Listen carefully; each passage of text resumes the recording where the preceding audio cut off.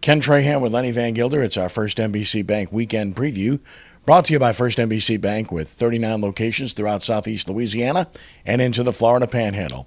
That's First NBC Bank, proud sponsor of SportsNOLA.com.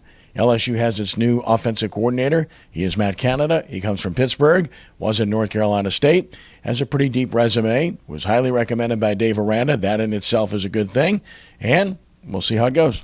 We shall see. Look, I think he had some good things to say. Obviously, I think there's a little bit of disappointment, if you will, in Baton Rouge because the bar was set so high. They were expecting to get Lane Kiffin. When Lane Kiffin took the head coaching job at Florida Atlantic for, in reality, less money than what he would have probably gotten to be the offensive coordinator at LSU, I think some people are, probably a little dismayed about that. But look, at the end of the day, it's all about the product you put on the field. Coaches can coach all they want, but players play the games, and you got to do the things to put them in the right place and, get the right players in and put the right schemes out there. It's not always the person who's got the biggest marquee name that ends up delivering the best product. The New Orleans Saints back in action this coming Sunday in the Phoenix area at Glendale against the Arizona Cardinals. These would be two disappointing teams when you look at the grand scheme of things, separated by a half game in the standings. Two quarterbacks that may be aging a bit, but Drew Brees still has more game than Carson Palmer, it would appear. But again, this becomes a matter of 1-2. Taron Armstead done, and Kenny Vaccaro done. And with two teams going nowhere, it really does become a matter of who wants to play. It sure does. And look, this is a time that we've actually seen the Saints play well. When they were out of it and you think, okay, it's just time to mail it in. No, that's been something. This team, this coaching staff has been very prideful in wanting to at least finish the right way. What ends up happening? Well, you probably cost yourself a few spots in the draft pecking order when you do that. But not to say that you should just pack it in and try to get the best pick you can by any means. But look, these, like you say, these are two teams that would rank among disappointments to a certain degree, and I think we look at things differently locally. This is a team that most people projected to probably win 7 or 8 games this year. They win 2 out of 3 down the stretch, which is, I would think, not out of the realm of possibilities. You're talking about a team that's going to finish 7-9 again.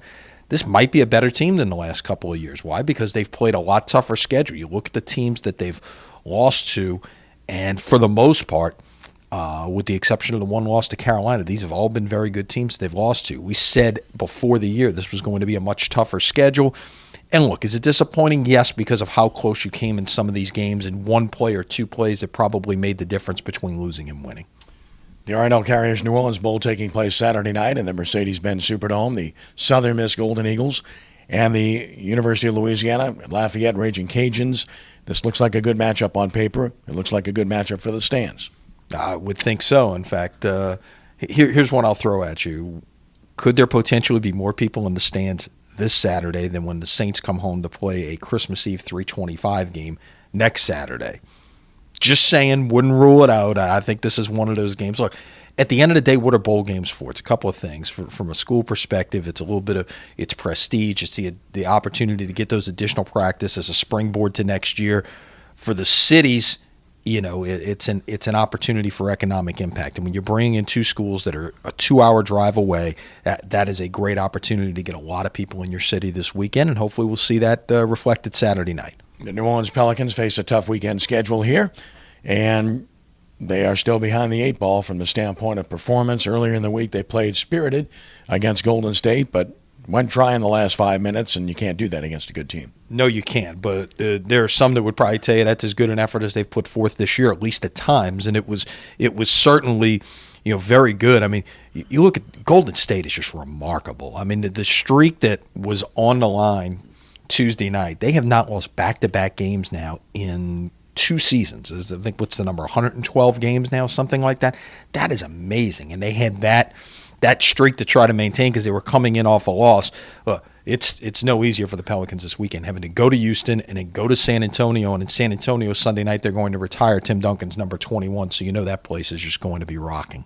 And then finally, our high school coverage continues at SportsNOLA.com with a significant 2-sport doubleheader at one venue. It's interesting. I like these kind of different events. We had a chance to televise wrestling from a baseball stadium last year. We've done some different things in the past, but this is cool. And you've seen this done in some other sports as well. But Brother Martin and St. Paul's are going to play basketball. Then they're going to get everybody off the floor, going to put down a wrestling mat, and then they're going to have a dual meet after that. Same two schools. Not the same people. That would be kind of interesting, but no, it'll be different teams out there, just the same schools, which it should be good. We'll have it all here for you, SportsNOLA.com. About 5:30 is your start time for the basketball game. There are freshman and JV games before, which is why we can't say exactly a time. Then figure 20 minutes or so in between, give them enough time to set up the mat, and we'll wrestle after that. Looking forward to it. As always, have a good weekend. All right, we'll see you Monday. That's our First NBC Bank Weekend Preview, brought to you by First NBC Bank with 39 locations throughout the New Orleans area and growing. That's First NBC Bank, proud sponsor of SportsNOLA.com. For Lenny, I'm Kenny. Have a great weekend, and God bless you.